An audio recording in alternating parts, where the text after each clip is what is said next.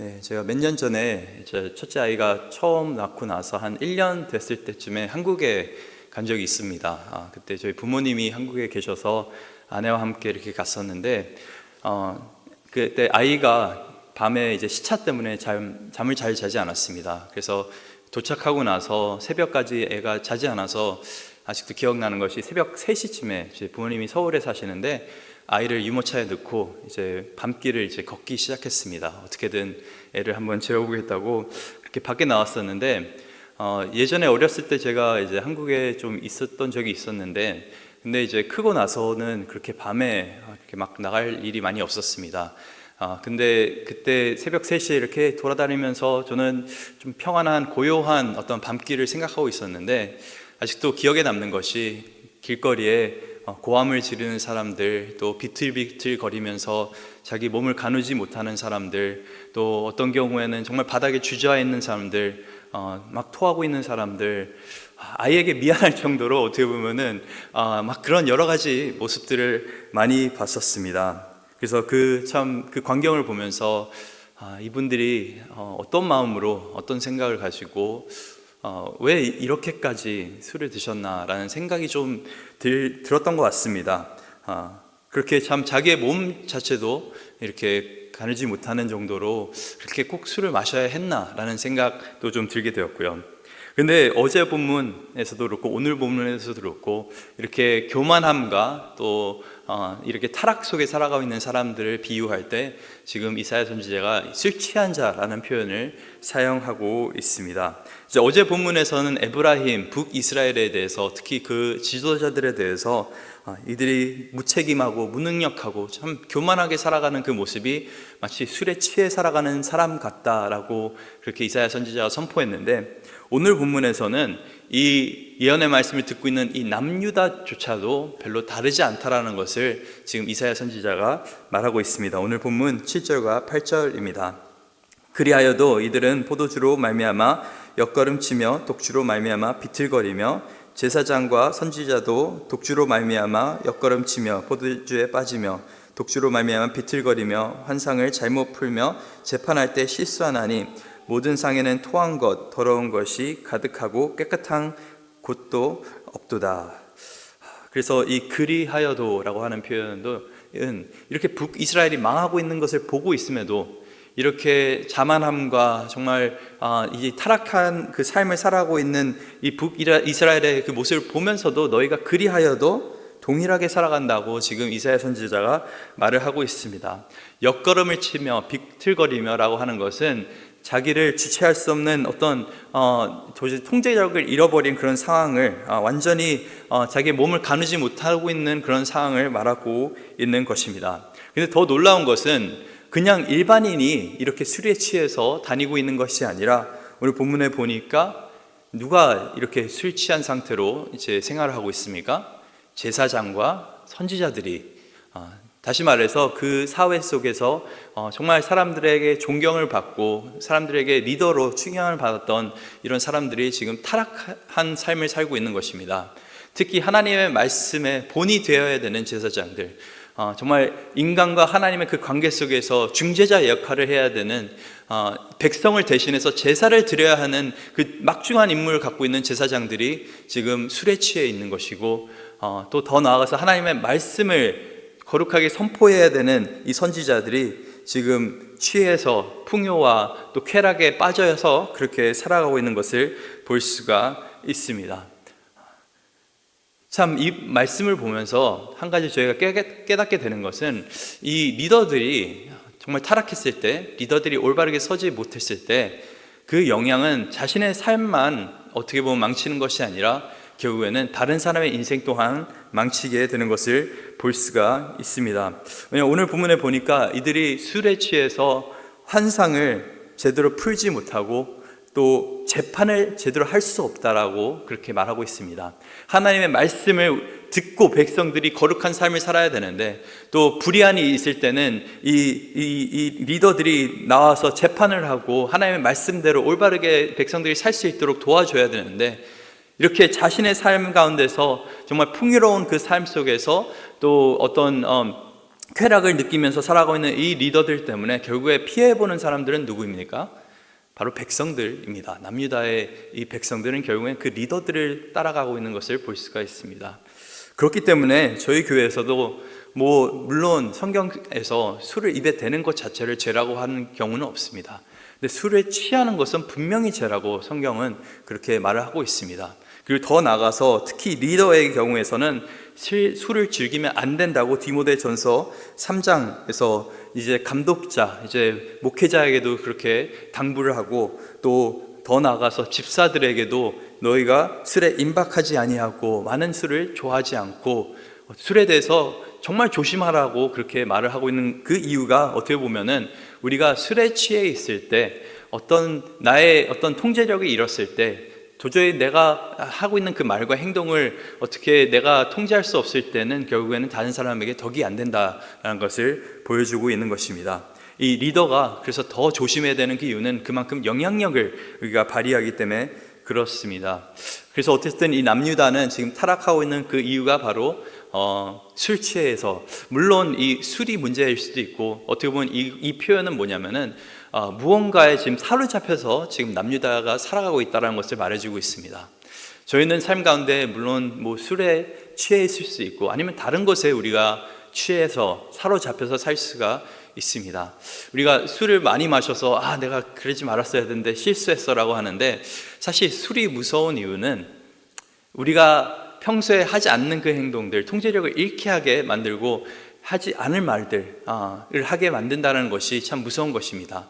그리고 아무리 내가 노력해도 그 술 기운, 술의 힘을 이길 수 없다라는 것이 참 무서운 것 같은데, 어떤 사람들은 술에 빠져 살고, 어떤 사람들은 돈에 빠져 살고, 어떤 사람들은 권력에 취해 살고, 또 어떤 사람들은 또 인간관계에 너무나 사로잡혀서 살고, 어떻게 보면은 오늘 본문에서 말해주고 있는 것은 하나님 외에 다른 것에 지금 사로잡혀서 지금 이 사람들이 그 영향력 아래서 살아가고 있다, 그것들을 섬기면서 살아가고 있다는 것을 성경이 말하고 있는 것입니다. 이렇게 하나님이 아닌 다른 세상의 것에 그 영향권 안에 살아가는 사람들의 특징이 뭐냐고 하냐면은 그들은 하나님의 말씀을 가볍게 여긴다라고 하는 것입니다. 별로 하나님의 그 예언의 말씀, 그 말씀들을 어줍지 않게 생각한다라는 것입니다. 오늘 본문 9절에 보니까 이렇게 성경이 기록합니다. 그들이 이르기를 그가 누구에게 지식을 가르치며 누구에게 도를 전하며 깨닫게 하려는가, 젖떨어져 품을 떠난 자들에게 하려는가. 그래서 이 누구의 말이냐면은 지금 술에 취한 남유다의 지도자들이 누구한테 하는 얘기 아니면 이제 이사야 선지자에게 하고 있는 이야기입니다. 너가 누군데 우리에게 지식을 가르치려고 하고 너에게 너의 도를 전하려고 하는 것인가? 너가 말하고 있는 것이 마치 젖에 떨어져 품을 떠난 자들, 애기라고 말하는 거죠. 마치 어린아이에게 말하듯이 너는 지금 나에게 말을 하고 있다. 그렇게 어줍지 않게 이 이사야 선지자의 경고를 받아들이고 있는 것입니다. 그러면서 이사야 선지자의 말을 우스꽝스럽게 흉내내는 것이 10절에 나오는데, 대저 경계에 경계를 더하며 경계에 경계를 더하며 교훈에 교훈을 더하며 교훈에 교훈을 더하되 여기서도 조금 저기서도 조금 하는구나 하는도다. 저희가 어린아이를 가르칠 때 같은 단어를 반복해서 가르치는 경우가 굉장히 많이 있습니다. 그리고 쉬운 단어부터 이렇게 가르치는데, 이거를 이제 히브리어 원어로 보게 된다면은 굉장히 단순한 단어를 지금 반복적으로 말하면서, 이것이 보통 이 히브리어를 가르칠 때 어린아이들에게 먼저 가르쳤던 그런 단어들이라고 합니다. 그래서 단순한 반복으로 아이들에게 이렇게 어른들이 대화를 했었는데, 지금 이 남유다의 리더들이 이사야 선지자에게 뭐라고 하는 거냐면은, 너가 나에게 하는 말이 마치 어른이 어린아이에게 하는 말과 같이 들린다고 말하고 있는 것입니다. 별로 어줍지 않다는 것이죠. 이게 참 너무나 유치하고 동떨어진 얘기를 너가 하고 있다라고 지금 남유다의 지도자들이 지금 말을 하고 있는 것입니다. 이게 어떻게 보면 술에 취한 자들의 무서운 점입니다. 술 취한 자들이 무서운 이유는 그런 참 말도 안 되는 행동을 하고 자기 컨트롤하지 못하면서 정말 이상한 행동을 함에도 불구하고, 통제력을 갖지 못하고 말을 함에도 불구하고, 문제는 자기 자신은 그걸 모른다는 것이 가장 큰 문제라는 것입니다. 자기는 내가 어떻게 행동을 하고 있는 것인지, 정말 다른 사람을 지금 아프게 하고 있는 것인지, 그것을 전혀 모르고 행동한다는 것이 굉장히 문제인 것인데, 지금 이 남유다의 지도자들의 문제도 뭐냐면은 단순하게 이 교만함과 또 이 정말 풍족함, 그 가운데서 그냥 살아가는 것 자체가 문제가 아니라 자기들이 잘못하고 있다는 것을 인지를 못하고 있는 것이 굉장히 문제라는 것을 알 수가 있습니다. 신명기 28장 47절에 보면 이런 말씀이 있습니다. 이 하나님께서 이것도 예언의 말씀을 하셨는데, 내가 모든 것이 풍족하여도 기쁨과 즐거운 마음으로 내 하나님 여호와를 섬기지 아니함으로 말미암아 내가 줄이고 목마르고 헐벗고 모든 것이 부족한 중에 여호와께서 보내사 너를 치게 하실 적군을 섬기게 될 것이니 그가 철 멍에를 내 목에 메워 마침내 너를 멸할 것이라. 곧 여호와께서 멀리 땅 끝에서 한 민족을 독수리가 날아오는 것 같이 너를 치러 오게 하시리니 이는 내가 그 언어를 알지 못하는 민족이요. 그래서 이 풍요로움 속에서, 풍족함 속에서 이 하나님의 백성들이 하나님을 기억하지 않고 살아갔을 때, 결국에 그들이 하나님의 말씀을 무시하며 살아갈 때 어떤 결과가 나타납니까? 이 신명기 28절에 보니까 하나님께서 너희가 알지 못하는 그 언어의 그 민족을 가지고 너희를 칠 것이다. 근데 그 이야기가 어떻게 보면 오늘 본문 11절에 나와 있는 것입니다. 그러므로 덧없는 입술과 다른 방언으로 그가 이 백성에게 말씀하시리라. 그 예언의 말씀을 지금 말하고 있는 것입니다. 덧없는 말, 다른 방언, 너희가 알아듣지 못하는 말, 너희가 하나님의 말씀을 이사야 선지자가 똑바로 전하고 있는데도 알아듣지 못하면은 결국엔 너희가 알아듣지 못하는 그 말의 그 언어를 쓰고 있는 그 나라가 너희를 칠 것이다 라고 말하고 있습니다. 그리고 마지막으로 12절과 13절에 이렇게 안식에 대해서 하나님께서 말씀하십니다. 전에 그들에게 이르시기를 이것이 너희 안식이요 이것이 너희의 상쾌함이니 너희는 곤비한 자에게 안식을 주라 하였으나 그들이 듣지 아니하였으므로 여호와께서 그들에게 말씀하시되 경계에 경계를 더하며 경계에 경계를 더하며 교훈에 교훈을 더하며 교훈에 교훈을 더하고 여기서도 조금 저기서도 조금 하사 그들이 가다가 뒤로 넘어져 부러지며 걸리며 붙잡히게 하시리라. 하나님께서는 이 백성들을 위해서, 하나님의 백성들을 위해서 안식일이라는 것을 허락하셨습니다. 이것이 어떻게 보면 하나님의 기억하는 날입니다. 하나님께서 너희가 종살이 하고 있었을 그때 그 애굽 땅에서 너희를 건지신 것을 기억하라고 하면서 안식일을 허락하셨고, 너희가 더 이상 종으로 살지 않게 너희를 자유케 하셨으니 너희가 안식하라고 말씀하셨고, 나중에는 또 이 구원에 대해서 하나님의 구원을 기억하는 날로 이 안식일을 하나님께서 그렇게 정하셨습니다. 어떻게 보면 이 안식하는 것은 하나님께도 영광이 되는 것이지만 우리에게도 참 좋은 것입니다. 그래서 곤비한 자에게 안식을 주기 위해서 내가 너에게 이 안식일을 허락했는데 너희는 그것을 듣지 않는다고 말하는 것입니다. 무슨 말입니까? 하나님의 말씀이 우리에게 참 달고 오묘하고 참 우리의 인생의 길을 비추는 등불과 같은 존재인데, 하나님의 말씀이 우리의 인생을 새롭게 해주고 나를 새롭게 해주고 참 좋은 것인데, 우리가 세상에 취하고 타락한 그 가운데서 살아갈 때는 하나님의 말씀을 우리가 가볍게 여기게 되고 하나님의 말씀이 더 이상 좋아 보이지 않게 되는 것입니다.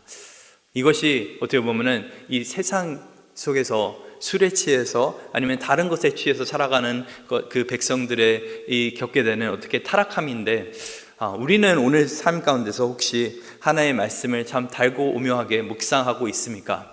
우리는 하나님 안에서 하나님의 말씀에 온전히 순종하면서 그 안에서 참된 기쁨을 누리면서 살고 있습니까? 아니면은 혹시 참 넘치는 지식과 넘치는 지혜가 있는 이 사회 속에서 하나님의 말씀이 그냥 가볍게 느껴지고 있지는 않습니까? 저희가 참 많은 전문가들이 있는 그런 세상 속에 살아가고 있습니다. 유튜브를 가면은 이제 아니면 뭐 인터넷에 가보면은 너도 전문가 나도 전문가 막 온갖 지식이 난무하는 그런 세상 속에서 살아가고 있습니다. 또 그런 여러 가지 지식 속에서 특히 우리 아이들이 어떤 것을 경험하게 되냐면은 이 하나님의 말씀은 너무나 초등적이다라고 생각하는 경우가 많이 있습니다. 너무나 기본적인 것이고 너무나 참 유치해 보일 때가 많이 있고, 그래서 하나님의 말씀을 더 멀리하고 또 세상이 주는 지혜를 따라갈 때가 굉장히 많이 있는데, 하나님의 말씀은 참 멸망하는 자에게는 어리석은 말이지만은 구원을 받는 우리에게는 하나님의 지혜인 것입니다. 이것이 우리의 영광인 것입니다. 그래서 에베소서 5장 17절 18절에 보니까 이렇게 사도 바울이 이야기를 합니다. 그러므로 어리석은 자가 되지 말고 오직 주의 뜻이 무엇인지 이해하라. 술 취하지 말라. 이는 방탕한 것이니 오직 성령으로 충만함을 받으라. 우리가 어떻게 하면은 이렇게 참 교만함과 술 취함 속에 살아가고 있는 남유다 또 북이스라엘 리더들처럼 되지 않을 수가 있습니까? 그냥 술을 안 먹는다고 되는 것이 아니고 그냥 뭐 다른 것을 사랑하지 않는다고 되는 것이 아니라 취한 것을 멀리하는 것뿐만 아니라 우리는 성령의 충만함 속에서 살아가야 됩니다. 우리 안에 말씀이 가득하고 하나님의 임재가 가득하고 하나님의 기쁨이 가득할 때는 다른 것이 들어올 이유가 없습니다. 대부분 술을 많이 드시는 분들은 마음 안에 뭔가 공허한 것이 있기 때문에 드시는 것입니다. 마음이 비어있기 때문에, 정말 외롭기 때문에, 힘들기 때문에, 그 뭔가 내가 이 현실 속에서 느끼지 못하는 것을 느끼기 위해서 그냥 술을 마시는 정도가 아닌 술에 취하는 경우가 많이 있습니다. 그런데 정말 하나님의 그 말씀으로 인해서, 그 인재로 인해서 우리가 정말 기쁨 가운데 충만해 있다고 한다면은 술에 취할 필요가 없는 것이죠. 다른 것을 더 좋은 현실이 없는 것입니다. 그래서 오늘 하루도 정말 세상에 동요되지 않고 세상 것에 취하지 않고 우리가 하나님의 말씀에 온전히 우리의 삶을 맡기는 또 성령의 충만을 받는 저와 여러분 될 수 있기를 간절히 소망합니다.